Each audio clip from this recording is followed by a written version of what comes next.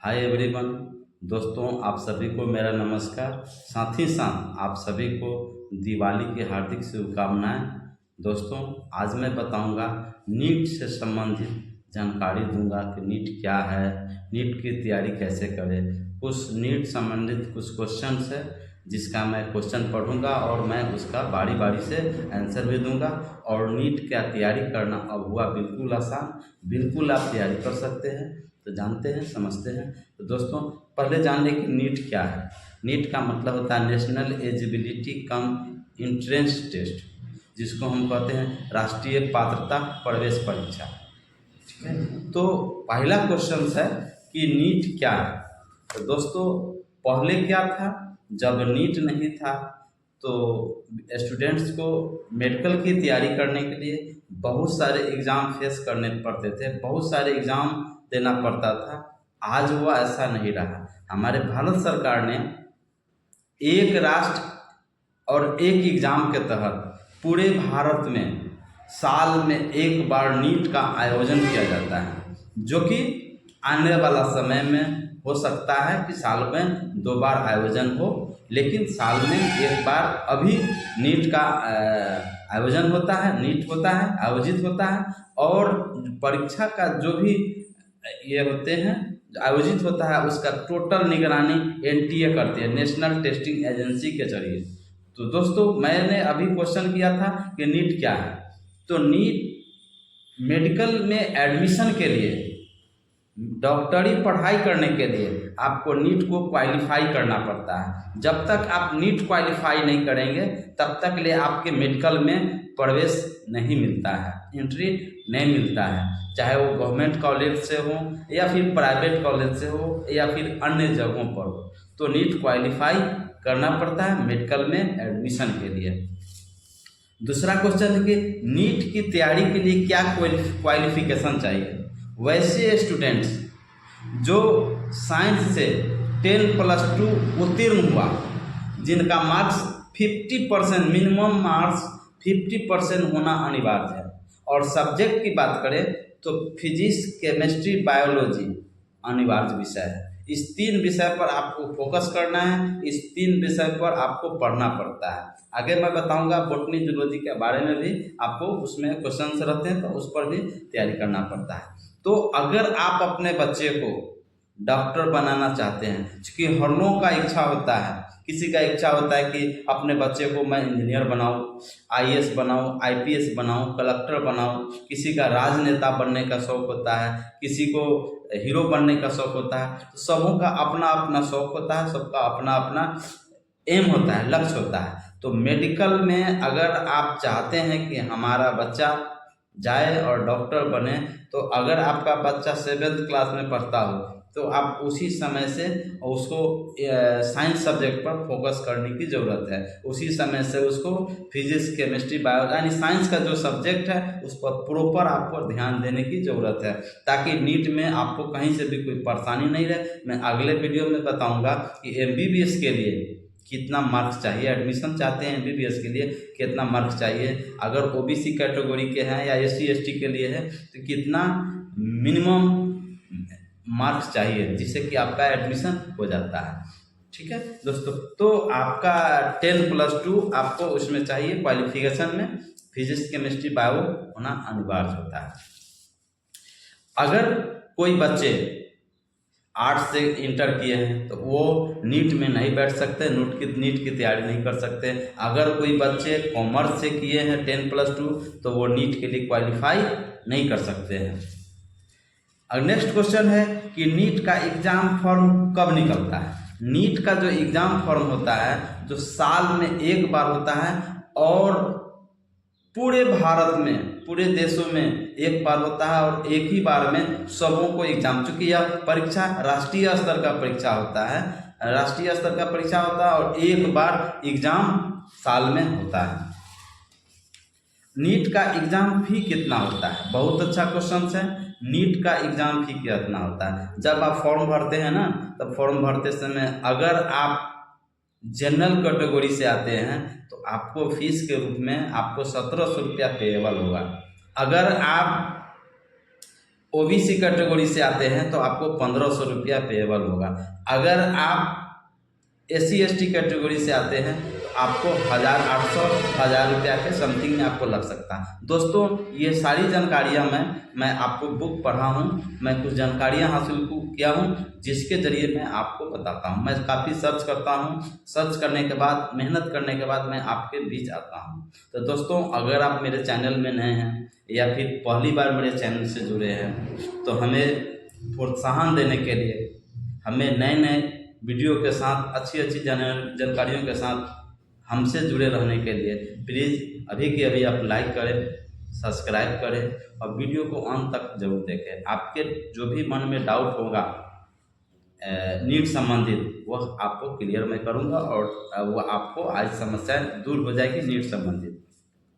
अगला क्वेश्चन है नीट का एग्ज़ाम सिलेबस क्या होता है। बहुत अच्छा क्वेश्चन है। देखिए नीट की तैयारी करने के लिए एग्ज़ाम सिलेबस की बात करें तो अभी मैं बात किया हूँ PCB फिजिक्स, केमिस्ट्री, बायोलॉजी के साथ साथ बोटनी वनस्पति विज्ञान और जूलॉजी, ये 4-5 विषय हैं जिसको प्रॉपर पढ़ना पड़ता है, उसको प्रॉपर तैयारी करना पड़ता है जिससे कि आपका नीट क्वालिफाई करता है। मैं कुछ ऐसी कोचिंग संस्थानों का नाम बताऊंगा, मैं कुछ ऐसा टिप्स दूंगा जहां पर आपके बच्चे बेहतर तरीक़ा से नीट तैयारी करके नीट अच्छे मार्क्स के साथ आपका बच्चे नीट क्वालिफाई करेंगे। तो वीडियो में बने रहें और देखें लास्ट तक।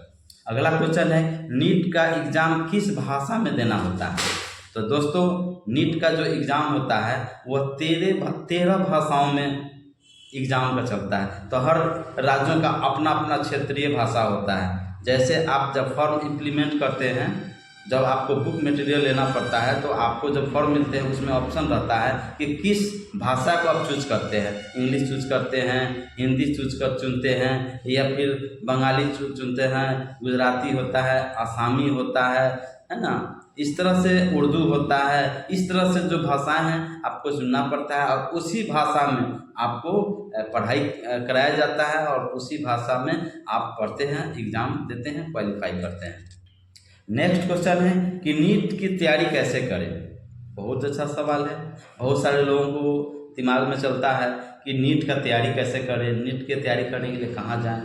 दोस्तों नीट की तैयारी करने के लिए आपको मुख्य रूप से 8 घंटा, 10 घंटा या फिर 12 घंटा अकॉर्डिंग टू डिपेंडेंट और स्टूडेंट्स पर निर्भर करता है, तो आपको पढ़ाई करना पड़ेगा। फिजिक्स, केमिस्ट्री, बायोलॉजी, वनस्पति विज्ञान, बोटनी और साथ साथ जूलॉजी। आपको कोचिंग पकड़ने की ज़रूरत है, आपको अच्छे संस्थान पकड़ने की ज़रूरत है, अच्छे टीचर्स की ज़रूरत है। अच्छे टीचर्स के मार्गदर्शन में अगर आप पढ़ाई करते हैं, नीट की तैयारी करते हैं तो हमें उम्मीद ही नहीं, हमें 100% दावा है कि आप नीट क्वालिफाई करेंगे। दोस्तों नीट में कामयाबी किसे नहीं मिलता है? जो बच्चे पढ़ाई से दूर भागते हैं, जिस बच्चे को पढ़ाई से रुचि नहीं है, जिस बच्चे का माइंड अलग डाइवर्ट हो गया है, किसी भी अन्य कार्यों में या फिर अन्य में फंसा हुआ है, माइंड डाइवर्ट है, तो उसमें बच्चे प्रॉपर तैयारी नहीं कर पाते हैं। जब बच्चे एम बना लेते हैं, जब बच्चे लक्ष्य बना लेते हैं तो लक्ष्य जिसका बन गया उसको कामयाबी उसका कदम चूमता है। दोस्तों अगला क्वेश्चन है नीट कितने नंबर का होता है। बहुत अच्छा सवाल है। तो नीट का जो है 720 नंबर का होता है। नीट का जो आपका कुल पूर्णांक होता है, कुल नंबर 720 का होता है। अब अगला क्वेश्चन है कि भारत में प्रति वर्ष कितने डॉक्टर बनते हैं। दोस्तों आप देख रहे हैं कि भारत की आबादी दिन प्रतिदिन बढ़ते जा रही है। अभी भारत जनसंख्या के मामले में नंबर 2 पर है। अभी नंबर 1 के मामले में चीन है। अब वह समय दूर नहीं है जब इंडिया नंबर 1 पर आएगी। ऐसे में चिकित्सक की कमी पहले भी था और आज भी चिकित्सक की बहुत कमी है। तो अभी जो है नीट का क्वालिफाई करने के बाद जो मेडिकल स्टूडेंट जब पढ़ के डॉक्टर बनते हैं तो प्रति वर्ष 50,000 डॉक्टर हमारे देश में लोगों को स्वास्थ्य सेवा करते हैं, यानी 50,000 डॉक्टर बनते हैं। अगला क्वेश्चन है कि नीट में कितने नंबर पर MBBS, जनरल और OBC ST के लिए मेडिकल में एडमिशन होता है। बहुत अच्छा सवाल है। अगर आप जनरल कैटेगरी से आते हैं तो आपको MBBS करना चाहते हैं तो उसके लिए आपको 600 मार्क्स चाहिए। 720 में 600 नंबर्स आपको लाना पड़ेगा, 600 या उससे अधिक जब आप ले आते हैं तो आपका MBBS के लिए आप एडमिशन आपको आसानी से मिल जाता है। जब अच्छे रैंक के साथ आते हैं नीट में, अच्छे नंबर्स के साथ आते हैं तो आपका जो भारत का जो टॉप मेडिकल कॉलेज है, जैसे all India institute of medical science आपका दिल्ली हो गया, PMCH पटना हो गया, इस तरह से बहुत सारे सरकारी टॉप मेडिकल कॉलेज है जहाँ पर आपका एडमिशन आसानी से मिल जाता है। और उसके बाद कम मार्क्स लाते हैं तो फिर आपको प्राइवेट कॉलेज में जाने की ज़रूरत जाना पड़ता है, जिसमें बहुत मोटे तौर पर पैसा लिया जाता है, जो कि गरीब आदमी के लिए संभव नहीं होता है। तो अभी से आप तैयारी करें, ऐसा तैयारी करें कि आपको, चूँकि यह एग्ज़ाम पूरे भारत में एक साथ साल में एक बार एग्ज़ाम होता है, तो पूरे भारत का जो रैंक होता है उस आधार पर आपका रैंकिंग आता है, रैंकिंग स्कोर आता है और आप ये कर पाते हैं। तो MBBS के लिए 600 नंबर्स लाने की ज़रूरत पड़ता है या उससे अधिक। अगर OBC कैटेगरी के हैं या फिर SC ST के लिए है तो 575 से लेकर के 580, चाहे वह OBC हो, SC ST हो, इस तरह से उतना नंबर लाते हैं तो आपको MBBS में आपका एडमिशन मेडिकल कॉलेज में हो जाता है। नीट की तैयारी के लिए न्यूनतम उम्र सीमा कितना चाहिए? नीट में अगर आप तैयारी करना चाहते हैं, नीट के लिए क्वालिफाई करना चाहते हैं तो उसका उम्र सीमा 17 साल से लेकर के 25 साल, यानी 8 साल का आपका समय मिलता है। तो न्यूनतम उम्र सीमा 17 वर्ष होनी चाहिए। नीट की परीक्षा कितनी बार दे सकते हैं? बहुत अच्छा सवाल है। नीट की परीक्षा वैसे छात्र जो 3 बार अपीयर हुए एग्ज़ाम के लिए नीट में और 3 बार भी क्रॉस लग गया, तो जहाँ तक मुझे जानकारियाँ हैं कि 3 बार चांस मिलता है, 3 बार में आपको नीट निकाल लेना पड़ता है। नीट नहीं निकालते हैं तो जहाँ तक मुझे जानकारियाँ हैं फिर आपको चांस नहीं मिलता है दोस्तों। अब नीट की तैयारी में कितना खर्च लगता है?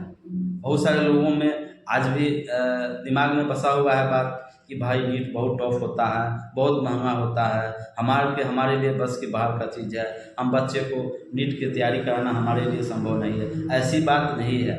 नीट कोई भी बच्चे, कोई भी स्टूडेंट जो काफ़ी लगन मेहनत के साथ पढ़ाई करेंगे तो बिल्कुल निकालेंगे। पढ़ने के लिए आप जो है आपको बहुत सारा आपको इंस्टीट्यूट संस्थाएं हैं जो महंगा बहुत पैसे लेकर के तैयारी कराता है। बहुत सारे बच्चे जैसे कोटा में चल जाते हैं या अन्य राज्यों में जाते हैं जहाँ पर उनको लगता है कि यहाँ बेहतर तैयारी होता है, वहाँ तैयारी करते हैं। और भी कुछ नामी ग्रामी कुछ संस्थाएं हैं, जैसे आपका आकाश का नाम सुने होंगे, है ना, उसके बाद गंगा विद्या मंदिर का नाम सुनते हैं। इस तरह से बहुत सारे ऐसे हैं जिसमें आपको कराए जाते हैं। तो उसमें खर्च की बात करें तो उसमें 1 लाख से लेके 4 लाख के आसपास में, जैसा कि हमें जानकारियां हैं। अब संभव तो हो सकता है कम लगता हो सकता है कि ज़्यादा लगता हो, लेकिन 4 लाख तक ले उसमें आपका फाइनल नीट क्वालिफाई करने के लिए लोग तैयार करा देते हैं, ठीक है। लेकिन वैसे आपको चुनना है कहाँ पर ही बेहतर तैयारी कराया जाता है और वहाँ पर आपको तैयारी करना है। और खुद से पढ़ना बहुत अनिवार्य होता है। 12 घंटा जब पढ़ते हैं, 8 घंटा, 10 घंटा, 12 घंटा, 14 घंटा, तो आपके लिए कुछ नहीं है, बिल्कुल आसान है दोस्तों। जब कोई इंसान मरता है तो 4 आदमी को खोज लेता है, आप तो जिंदा हैं। नीट क्या चीज़ है? दूसरी बात, जब आपने 5वां क्लास में मैंने पढ़ा था कि करत करत अभ्यास के जन्मति हो तसुजान, रसरी आवत जात थे सिर पर परत निशान। आप भी सुने होंगे या अथवा नहीं सुने होंगे। यानी एक पटुआ के रसरी से पत्थर किया सकता है, तो आप पढ़ेंगे सफल नहीं होंगे, निश्चित होंगे। यह मुझे दावा है, हमें भरोसा है। इंसान क्या नहीं कर सकता है। सभी जीवों में मनुष्य को सर्वश्रेष्ठ प्राणी माना गया है। खैर छोड़े, अब हम अगला बात करेंगे कि नीट की परीक्षा कौन सी मोड में दी जाती है। पेन पेपर मोड में ऑफलाइन के माध्यम से यह एग्ज़ाम दी जाती है। कुछ लोगों को माइंड में होगा कि ऑनलाइन एग्ज़ाम दिया जाता है, ऐसी बात नहीं है। पेन पेपर मोड में ऑफलाइन एग्ज़ाम दिया जाता है। नीट का आयोजन, नीट परीक्षा का आयोजन कौन कराता है? नीट की परीक्षा का जो आयोजन होता है वह एनटीए कराती है, नेशनल टेस्टिंग एजेंसी। वह आपको टोटल नीट से संबंधित, एग्ज़ाम से संबंधित जो भी आपका होता है उसमें आपको इंटरनेशनल टेस्टिंग एजेंसी कराता है। अब विदेशी लड़कों को नीट फॉर्म में कितना फीस लग सकता है? तो अगर कोई विदेशी बच्चे स्टूडेंट्स हैं, अगर वह चाहते हैं कि नीट के लिए क्वालिफाई करें, तो उनको 9,500 के आसपास उनको नीट का जो फॉर्म फीस होता है उनको देना पड़ता है। नीट की परीक्षा के जरिए आप कौन सा डॉक्टर बन सकते हैं? जी हाँ दोस्तों, बहुत अच्छा सवाल है, आपके माइंड में भी चलता होगा कि जब नीट हम कंप्लीट कर लेंगे तो कंप्लीट करने के बाद हम कौन सा डॉक्टर बन सकते हैं। जैसे एमबीबीएस का मतलब होता है bachelor of medicine and bachelor of surgery. दूसरा होता है BDS, bachelor of dental surgery. तीसरा होता है BAMS, bachelor of Ayurvedic medicine and surgery. चौथा होता है BUMS, bachelor of Unani medicine and surgery. पांचवा होता है BHMS, bachelor of homeopath medicine and surgery. इस तरह से जो कोर्सेज हैं, जो आप जब नीट पर डिपेंडेंट करता है कि नीट में कितना नंबर्स लाते हैं, उस आधार पर, उस रैंक के आधार पर आप ये एमबीबीएस करते हैं, है ना, या जो भी कोर्स मैंने बतलाया है उसको आप कर पाते हैं। ठीक है। अब नीट की परीक्षा के जरिए, तो मैंने बात किया नीट में कैसा प्रश्न होता है। बहुत अच्छा सवाल है दोस्तों। नीट में कुल 200 प्रश्न आपसे पूछे जाते हैं। 200 प्रश्न आपको रहता है, लेकिन पूछे जाते हैं 180 प्रश्न। 180 प्रश्न, और आपको समय कितना दिया जाता है? 180 मिनट, यानी प्रति क्वेश्चन प्रति मिनट, यानी 3 घंटे का आपका जो है एग्ज़ाम में बैठना पड़ता है और 180 सवालों का जवाब देना पड़ता है। और यह बहुविकल्पीय प्रश्न होता है। ऑब्जेक्टिव क्वेश्चन जिसको कहा जाता है, एक क्वेश्चन जिसमें 4 ऑप्शंस होता है, आपको चुनना पड़ता है कौन सही है कौन गलत है।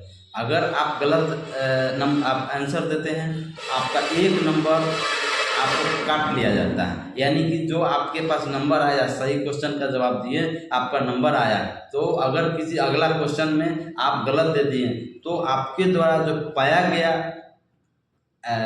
जो मार्क्स है उसमें से 1 कट ऑफ हो जाता है। अगर आप क्वेश्चन को छोड़ देते हैं तो आपको कटिंग नहीं होता है।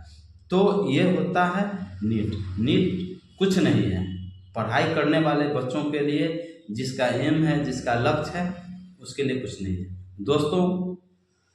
और भी आपके मन में कोई क्वेश्चन हो, कोई डाउट हो, तो कमेंट्स बॉक्स में ज़रूर लिखें। मैं संभवतः प्रयास करूंगा कि आपको सही सही जवाब दे सकूं, या डायरेक्ट आप हमसे फ़ोन से बात कर सकते हैं। कोई हमसे फ़ोन करते हैं, हमें बहुत खुशियां मिलती हैं, हमें कोई एतराज़ नहीं होता है, हमें कोई तकलीफ़ नहीं होता है। दूसरी बात है कि अगर आप मेरे चैनल में नए हैं या फिर पहली बार मेरे चैनल से जुड़े हैं, तो मैं प्रजापति हेल्थ केयर चैनल के माध्यम से मैं प्रत्येक दिन नए नए वीडियो के साथ, अच्छी अच्छी जानकारियों के साथ, हेल्थ वीडियो से लेकर के रिलेटेड बहुत सारा मैं वीडियो मेरे चैनल पर आप देख सकते हैं। तो आप मेरे चैनल को लाइक करें, सब्सक्राइब करें और शेयर करें। और आप सभी को दिवाली की हार्दिक शुभकामनाएं। अपने बच्चे को और साथ साथ अपने पूरे परिवार में बहुत ही पूरे एकता के साथ, अपने समाज के साथ मिल कर के दिवाली मनाएं। बच्चे को पटाखा से दूर रखें। तो आप सभी से मैं विदा चाहता हूँ। जय हिंद, जय भारत। आप सभी को मैं फिर अगले वीडियो में मिलूँगा। नमस्कार।